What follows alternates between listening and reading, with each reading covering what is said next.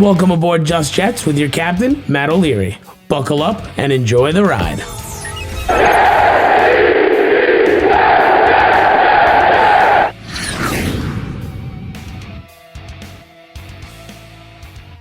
Hello and welcome to episode number 15 of Just Jets.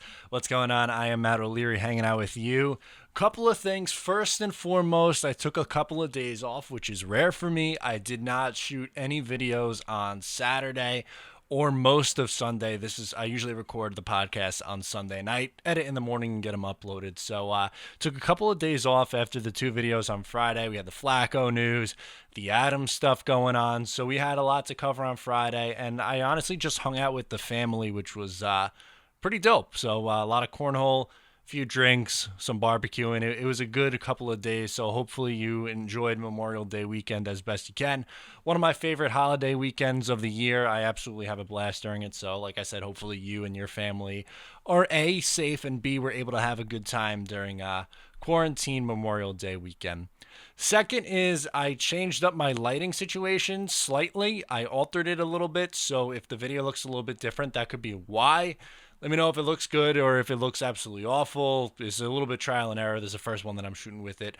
Probably should have chose a different one to do than the podcast that runs like a half hour long. Anyway, it doesn't really matter. I'm just going to, roll with it and jump right in. So thank you so much for tuning in. Again, I'm Matt O'Leary. If you're new here, make sure to subscribe.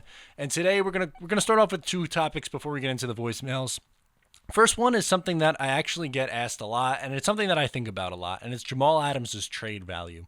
So the rumors with Jamal Adams just keep coming and coming and coming, and they're never going to stop until Jamal signs a contract. And right now it seems like the Jets and Jamal Adams are at a standstill for a couple of reasons. The main one is Jamal Adams has no leverage. Yes, he has played phenomenal, specifically over the last 2 years, but his first 3 years in the league have been very, very good. He's still under team control for this year and next year. So he has 2 years left, and the Jets could franchise tag him after that. So realistically, the next 3 years, he's under team control. And the Jets could do a couple of different things here. They could either sign him right now and make him 100% happy. You could wait and franchise tag him and then pay him, which is not going to make him very happy. Or you do something in the middle, which I think is ultimately what's going to happen here. And what I would do is I would not pay him right now. I don't think it makes sense to pay him now. I think after this season is when you could talk about extending Jamal Adams.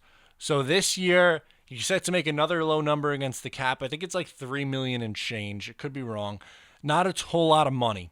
But with that being said, he is going to get paid eventually. He's going to get paid big money. That's where things get a little bit tricky and coming up with the value on what Jamal Adams is going to get.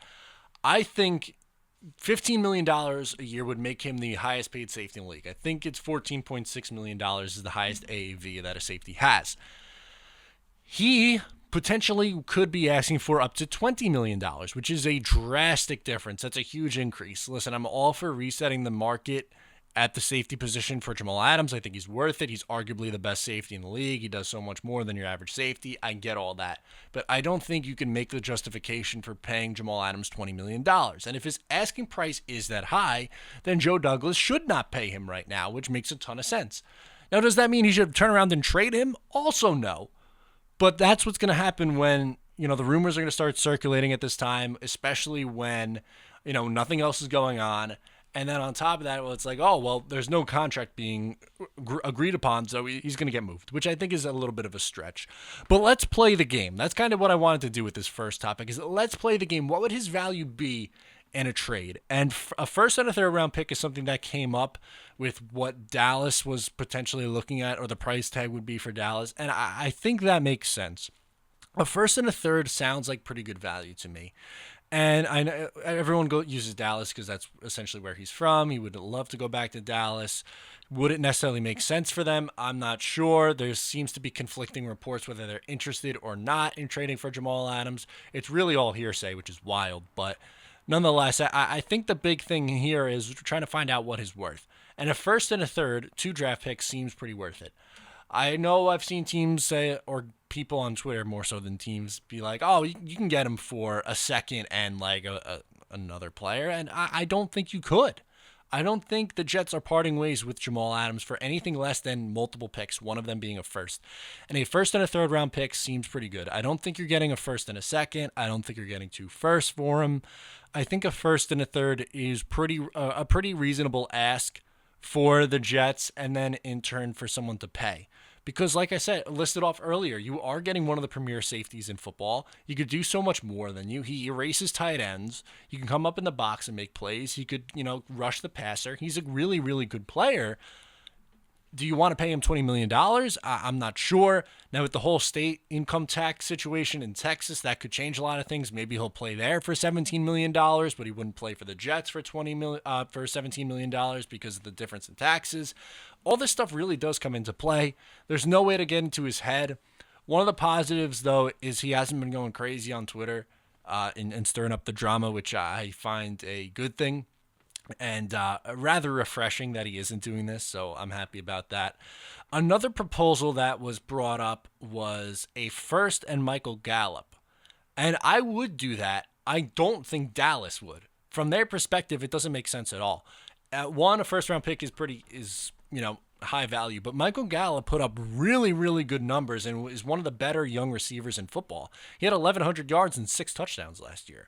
Yes, Amari Cooper is the bigger name, but there's no denying Michael Gallup's talent. And from the Jets' perspective, he's easily your number 1 receiver. If you bring him in, then you have Perryman and Mims. There you go. I was blanking on the guy they just drafted. Denzel Mims in the second round.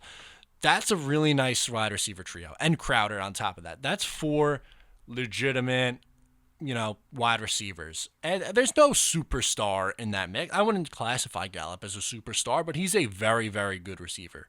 He's probably an elite number 2 receiver. Is he a number 1? I wouldn't go that far yet. But I'm not in the school of belief that you have to have your prototypical number 1 receiver. I would rather have a bunch of good number 2 and slot receivers than have one really good receiver and a bunch of other crappy receivers. So for me, I would do it for a first and Michael Gallup. I know that there's been talks in the past of a first and offensive lineman.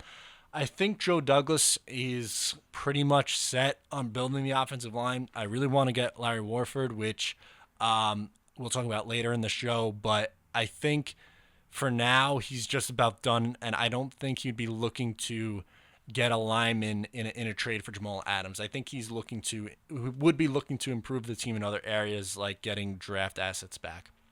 To me, I think the most likely scenario is a first and a third. I don't think it's going to be a first and a player. I'm not opposed to that. Like I said, I would do it for a first and Michael Gallup, but I don't think Dallas would from their perspective. At least it wouldn't make sense for them to do that, because they are so offensive heavy. So trading, 2 big assets like that to improve your defense just doesn't seem to make a whole lot of sense. Next on the topic train, I want to get into Sam Darnold actually being a little bit underrated by some people. So yes, I understand that I am a Jets fan, so I am probably looking at Sam Darnold through the most Jets lens as possible, which a lot of people are. But I am also, and Jets fans are, also the people that see him the most.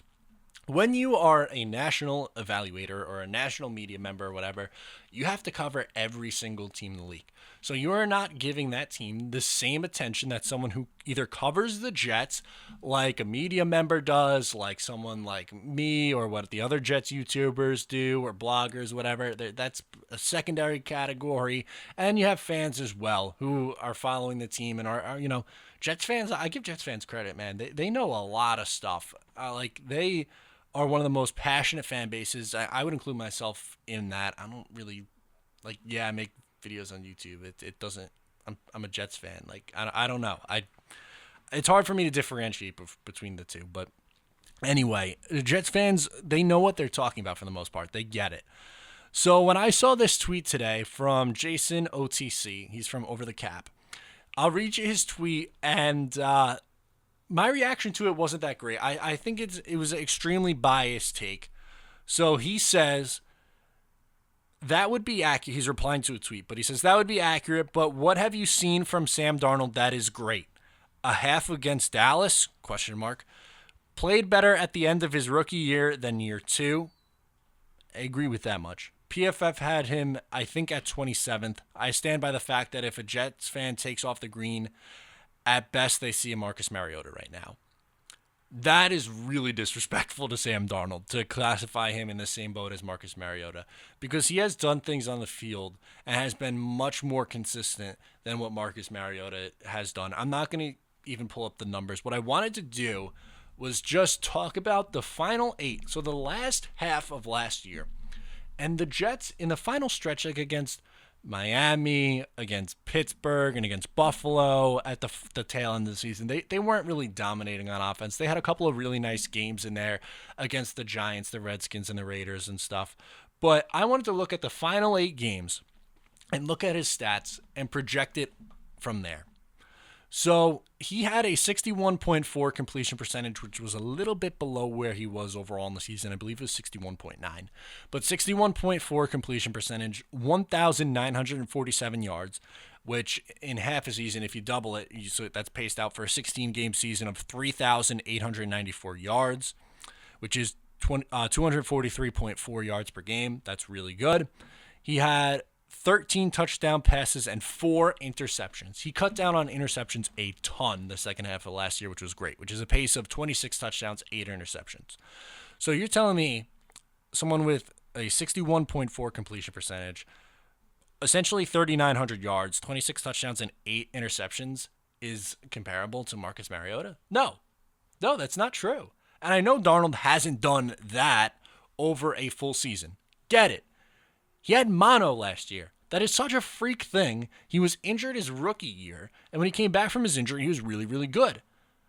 And keep in mind, last year, he has a bottom 5 head coach in the league, however you want to slice it, a really bad offensive coordinator. I mean really bad offensive coordinator in Jamal Adams, and the worst O-line in football. The Jets had the worst O-line in football in both pass block and run blocking situations. The Jets O-line was atrocious. It was really, really, really bad. And somehow, some way, as a starter last year, Darnold was 7-6. 7-6. He well overachieved in terms of where the team was at that point and what he was dealing with in the head coach, offensive coordinator, who he was playing with, the O-line, all that stuff. To me, he did take a step forward, and I thought he was more consistent this year than he was in his first year. It wasn't as big of a step as I was expecting, but I really think this is the year, in year 3, that we see what Sam Darnold can really look like in this league, because I think he plays a full season, which would be huge. I know the Jets' schedule is tough. They have to play the AFC West, they have to play the NFC West, but I think with the AFC East pretty open for the first time in his 2-year career, and for the last 20 before that with New England quarterback situation. And I think Buffalo's the front runner, and I would put New England right there behind them, and the Jets a little bit behind New England. As of right now, these things could change as the year progresses, as we get closer and personnel changes and stuff like that, but I think in year 3 is when we could start to say, all right, I get why this guy was supposed to be the number 1 overall pick, why so many scouts love him. And there was a video I did a couple of weeks ago now at this point where I believe it was Dan Orlovsky said that he would take Sam Darnold number 1 overall as someone drafted from the 2018, 19, and 20 class. I don't think I would go that far. I would probably, I think you have to put Lamar Jackson first right now. Just because of the year that he had. And I understand that some people say he's a product of his situation, which I don't think is quite fair. I think he's a really good player. It helps that he has a great coaching staff around him and they built that offense towards him. I understand the potential, though, and I think a lot of Jets fans do. And that's what everyone is talking about with Darnold, potential. And he's still so young. He's 22 years old. He's going to be 23 this year in his 3rd year of the league. He's younger than Joe Burrow, who is just entering the league. Can we give this guy time? Like, do we have to decide after 2 years if he's good or not? Is that it? Like, after 2 years and mono and a freak injury, that the jury's out. Sam Darnold, this is what he is. Sorry, he's going to be an okay quarterback. I'm not buying it. No, I don't know if he's going to be a top 5 quarterback in this league. Maybe that's a little bit far, but I think he's someone who could be considered a franchise quarterback, who I would consider a franchise quarterback. Someone who's going to come in every year, throw for 35 plus 100 yards, give you 20 plus touchdowns, less than an interception per game, and a completion percentage above 60%. That's franchise quarterback. And I think Darnold is showing a lot of signs to prove that he is a franchise quarterback. A half against Dallas, that's unfair. That's really unfair. He was really good in that game. I get that. But if you didn't watch at other points throughout this year or in 2018 and say, wow, I found something that I really like from this kid. And we could even just focus on this year. I thought he played a really, really good game against the Raiders. I thought he looked good against the Giants and the Redskins. And at other times, I thought he looked good against, like, the Ravens, for instance. The Jets, they didn't have a good game, obviously getting blown out by the Ravens, but he had one of the better throws that we've seen from Darnold. One of the better Sam Darnold throws was in that game specifically. So, I'm really excited about this kid, and I don't think it's fair to write him off like Jason from Over the Cap did. I don't know. Let me know what you guys think, but I maybe I am the one who's biased. I don't buy it, but maybe I am. All right, now time for the voicemails. First one's from Liam in Manhattan, and he wants to know who my favorite player in the league is. Hey, Matt, this is Liam from Manhattan again. So, I know this isn't really a Jets question, but who would you say is your favorite player in the league to watch? And that's it. Thanks. Go Jets. Yeah, thank you so much for the question. And to me, I think it's a really obvious answer. It's not an outside the box answer. It's very generic, so I might get hate for it, but it's the truth, God's honest truth. It's Pat Mahomes. What this guy can do on a day in and day out basis is just incredible. The plays that he has made, there is no one like him in this league. He is so much fun to watch. I love it.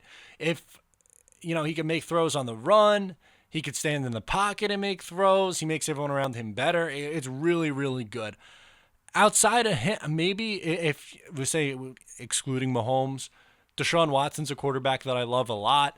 I think he is in a similar boat who can make a ton of plays in a much worse situation. So unfortunately, I don't know if we're going to see a ton of success from the Texans this year. On the defensive side of the ball, if I had to give you somebody from the defensive side of the ball, Aaron Donald's another player that I like a lot, but he that's kind of a chalk answer. Minkah Fitzpatrick, I'll give you. I know that's maybe a little bit random, but I love how he could just be all over the field and make plays. So maybe Minkah Fitzpatrick on the defensive side of the ball for me. Next up is Johnny from New York, and we're going to talk free agency with Johnny. Hey, Matt O'Leary. Johnny from New York. Just want to talk about a little bit of free agency with you. I did the math. After June 1st, they have $14 million when Tremaine Johnson's thing comes, whatever it is. Okay. They cut Brian Winters. They saved $7.5 million. So that means they could possibly get $25.5 million in cap for this year still in free agency on June 1st. It's crazy. So what do you think of the idea of maybe signing that guy Warford, signing Logan Ryan? Those two guys I think would help a lot. Maybe possibly if we still have enough, maybe, Jamal Sheard, Everson Griffin, who knows. But I think Logan Ryan and that guy Warford, the O-line from the Saints, should really be a good idea. And as far as the backup quarterback situation, I don't know why they just signed Fales for that much. They should just cut him, and they should sign Matt Moore or Flacco, preferably Flacco, because I think he has more, he won a Super Bowl. So whatever, let me know. Thank you so much. Have a great day. So this question was left before the Flacco signing from the other day, but I agree with him. I all along, man, I said the Jets needed to get another backup quarterback who's played in this league and who's had a little bit of success. As far as the free agency stuff goes, he makes a lot of great points with the Jets cap situation. So after June 1st, the Jets will get the money from Tremaine Johnson. They can cut Brian Winters, and Logan Ryan makes sense. I'd prefer Warford of the two. But if I can get both, fantastic. I like Everson Griffin. I mean, that's a realistic edge swing at this point. I don't think Jadeveon Clowney's realistic. I'm not the biggest fan of Clowney's game either.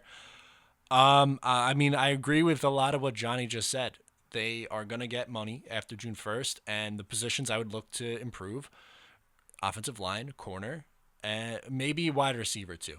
Throw a wide receiver in the mix as well. So Eric from Florida wants to talk a little bit about Jamal Adams. So let's hear from him. What's up, Matt? This is Eric calling from Coconut Creek, Florida. And I was just calling in regards to a couple of different things I've seen on Instagram about possibly trading Jamal Adams. I saw that they weren't reaching a agreement for his new contract. So I wanted to know, what do you think was the possibility of us trading him? Do you think it'd be a good idea? And if we did, what do you think that we'd be able to get in return that would be of equal value? Thank you so much, and go Jets. Yeah, so I kind of answered this one a little bit. My bad, Eric. But I think a first and a third is the most realistic ask for the Jets. I would be surprised if you're getting a first and a player.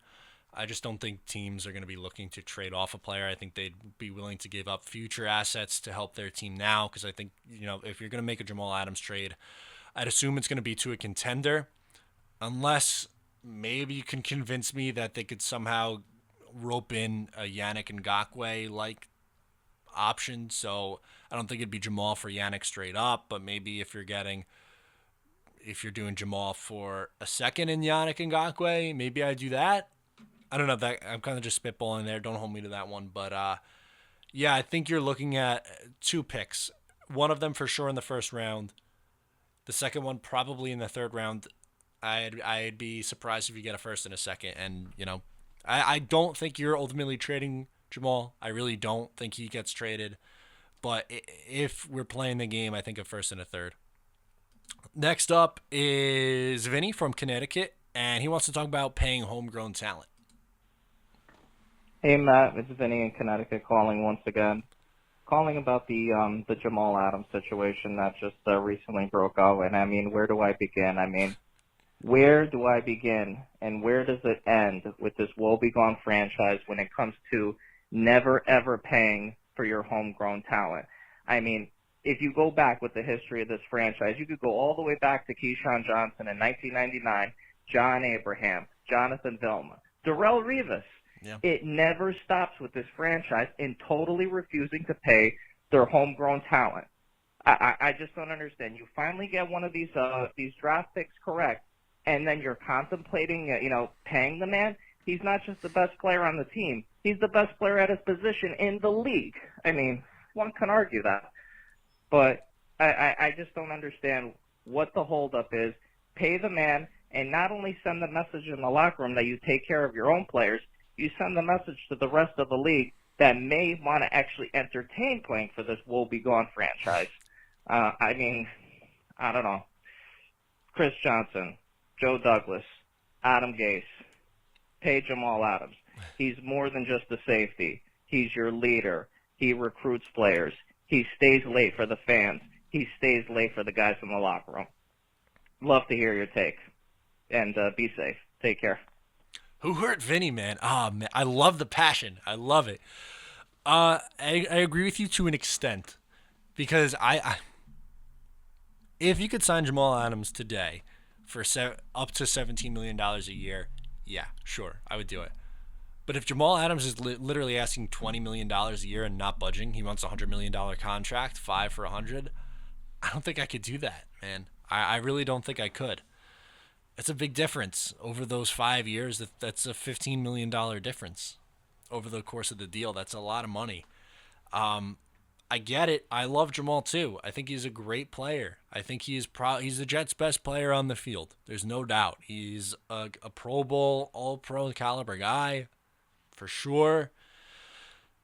Is he worth what he's asking for? If he is asking for that $20 million, I don't know if I can go that high. And I think that's the reason why that he's willing to wait. And I think if you could eventually agree on a number somewhere in between $15, $16, $17 million, yeah, let's do it. Sign me up. But if it's $20 million right now, no, you wait. And you eventually sign him. You don't trade him. But I think that's where we're at right now. And Joe Douglas has every right to wait because he has the man under contract for 2+ years, and you could franchise him after that. So it's frustrating. I get it, but yeah, man, it's tough. Next up is Luke from Texas. Let's hear from him. What's up, Matt? It's Luke Baker from San Angelo, Texas, and I'm a big fan of your show. And so I was just wondering, what do you think about the Joe Flacco signing? I know I watched your video, but do you think if Sam Darnold goes down, not hoping that happens, do you think Joe has a chance to lead us to the playoffs, or do you think we have a better chance of going to the playoffs with Sam Darnold? Or do you even think we'll make the playoffs this year? Thank you. I love the show, and peace out. Okay. I don't think the Jets are a playoff team this year with their schedule. I think I picked them to go 8-8. I think you're looking at a 7-9 or 8-8 squad.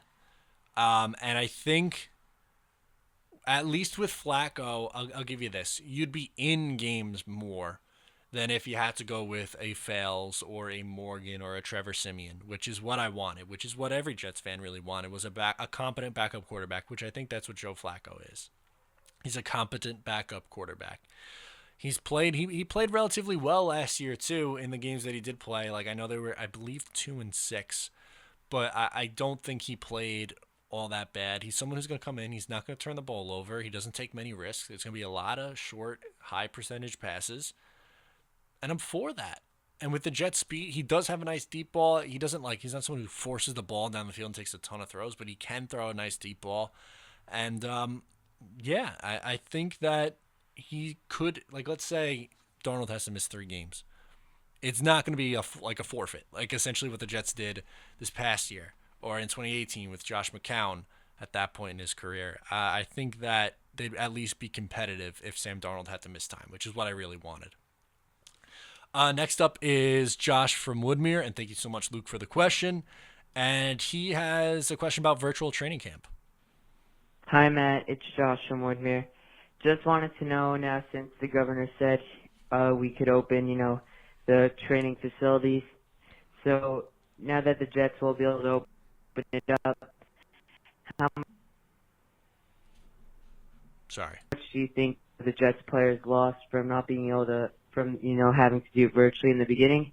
Do you think it will make an effect on how they play in the regular season, or do you think they'll just be able to, come in like it was a regular, ordinary off season? Because at the end of the day, they won't be missing that much time than normal. So what do you think?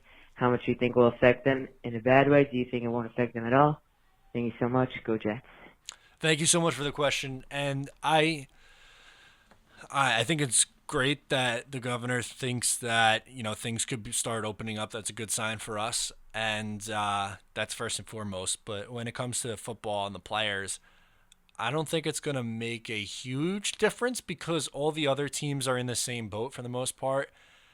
So maybe things will be a little bit different. And maybe who knows, with playing games with fans and stuff like that, that's way far out. Who knows what's going to be going on at that point in August when preseason starts up. But I'm fairly confident that this isn't going to be an impact. Like the rookies, whether it be with the Jets or the entire NFL, are going to be way behind because they didn't get their regular reps in and stuff like that with the team. And I think guys are doing what they can on their own. So I don't think it's that big of a deal. I really don't. I'm not buying that this is going to be making a huge difference with guys' prep on the season.